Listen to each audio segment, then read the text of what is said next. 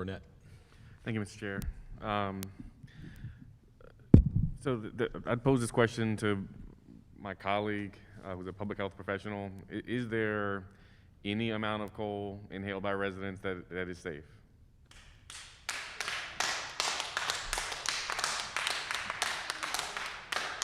Thank you so much, Councilman Burnett, and that's the sole reason why we had Dr. Heaney here from the Johns Hopkins School of Public Health to show that no amount of coal in any form or fashion is safe to inhale at any given time. Thank you. We have seen. I got it. Because I think the concern that I have here, and this would be a question for MDE, because one of the things that are inevitable is wind, storms, hurricanes, and one of the things that we know is that these very severe weather events are becoming the new normal. One of the drivers of that is coal. And so the mere existence of the facility, in my opinion, is the challenge here.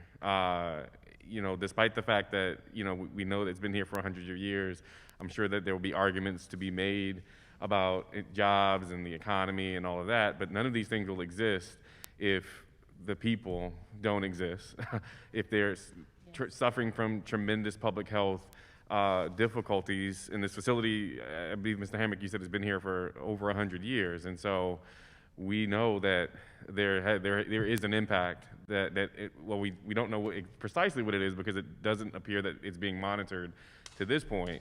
And so my question to MDE is that at what point is there a trigger to close facilities? At what point do we move away from this?